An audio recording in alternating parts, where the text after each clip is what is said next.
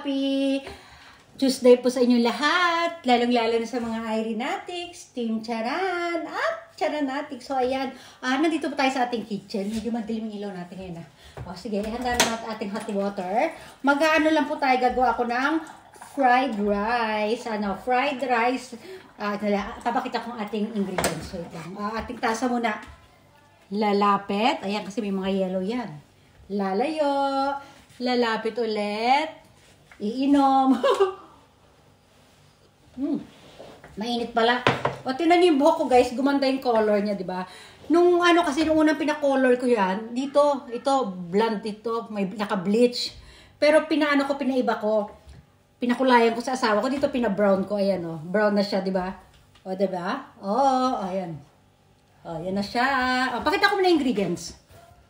Ang ingredients ng ating lulutuin ay, syempre may kanin kasi nga fried rice ito. Maglalagay ako ng crab meat. Tapos ayan, syempre maraming bawang.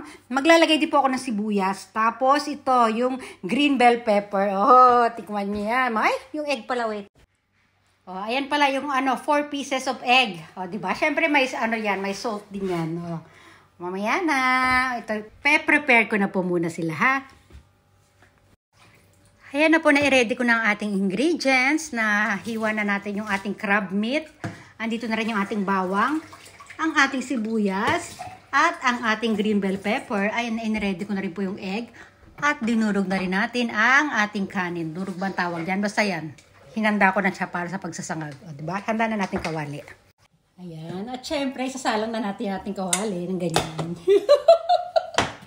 Handa ko yung ating sandok. At ang gagamit, siyempre dapat i-on natin muna yung kalan. Higit sa lahat. Ayan. Oh. Ang gagamitin ko pong mantika ay yung mantikang gamit na. Ito ay pinagprituhan namin ng manok. Ayan. Lagyan lang tayo ng 2 kutsara. Tsyung. Tsyung. Okay. Sarado na natin.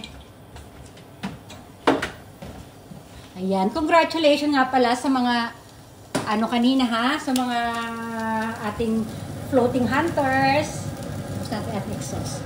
Ayan, ganyan-ganyan lang yan. Tabi muna natin itong rice. Unahin natin ay ayan, mabilis siya uminit, diba?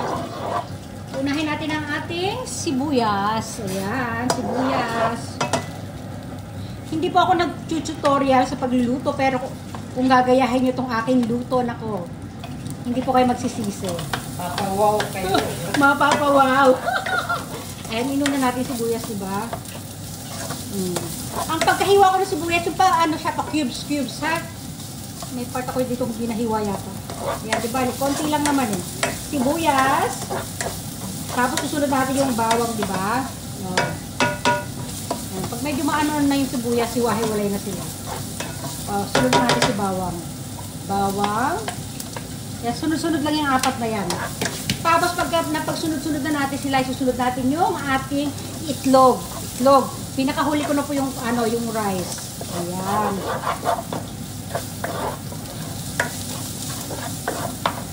Siyempre, inuman natin ng hot water ulit yan. Ayan.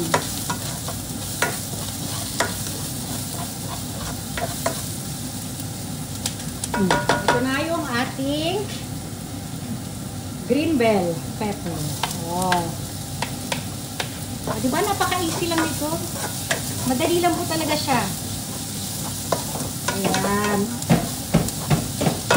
Mabilis lang itagusan ng green bell pepper. Sunod na agad natin itong crab meat. Luto na po itong crab meat natin, ha?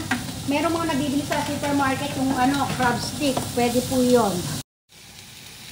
Oh, ayan na po ang itsura nila, ha? Nung nailagay natin ating crab meat. Oh, ang ganda ng presentation, di ba? Oh. Maya-maya ng konti, ilalagay na natin tong egg. Pag naghiwa-hiwalay na po yung crab meat, saka natin ilalagay yung ating egg, ha? Yan, medyo halu-haluin muna natin siya. Alam niyo po yung green bell pepper, nagpapabango siya. Ang bango. Yan, hahawiin natin sa gitna. Parang lagyan natin siya ng bilog sa gitna, di ba? Doon natin ilalagay yung egg. Yan, oh. Wow. Wag muna natin hahaluin guys. Hintayin nyo muna maano sila dyan. Parang medyo tumigas-tigas siya. Saka natin i-anuhin. Parang pag naglalagay kayo ng ano ng itlog sa ano, 'di ba? Sa ampalaya, parang gano'n. Yan, medyo hinahayaan muna natin. Tapos saka ilalagay natin yung rice mamaya. Ayan, para po tayo nagluluto ng omelette. Ayan, oh. Omelette na nilagyan ng kanin. Ang ganda. Ang ganda na itsura, wait. O, ayan siya guys, 'di ba? Tapos ihahalo na natin dyan yung rice. Yan, lalagay na po natin yung rice.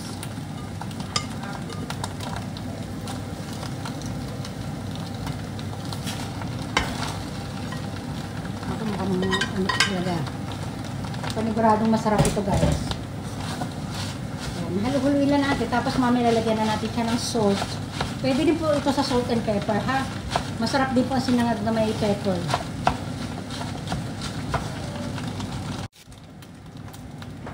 Kung meron po kayong ano guys, yung liquid seasoning, yung ano, nor, lalagyan nyo rin siya. Ay, huwag nyo sama yung takip. Ayan, isang ano lang. Ganyan, tapos kakalat-kalat natin yan. Yan, woo! Halu-huluin natin.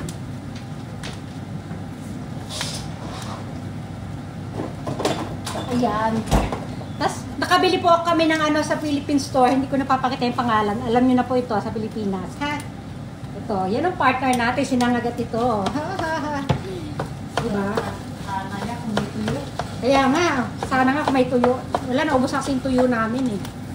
Bumili kami ni mama nung ano eh, nagpunta kami ng immigration. Yan, ang ganda natin. Tingnan nyo guys, papakita ko ng ano. Haluin pa natin ng maigi yan eh.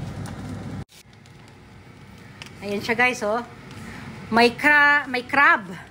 May itlog, o di ba? May sibuyas, may bawang at green bell pepper, o di ba? Pa-partneran natin ng hotdog mamaya. Ayan, luto na siya. Ayan, hindi na namin lulutuin itong hotdog kasi ano na siya eh, may ulam na siya sa loob eh. O, pagpabukas na namin to. Ayan na. O, sige na. Pag-luto sa mama na, magpi-flex na kami ni mama. Flex! Flex! Magsalang si mama ng kanin para pambukas na namin. Or baka umuwi kasi yung pangalan ko. Bye everyone! Bye!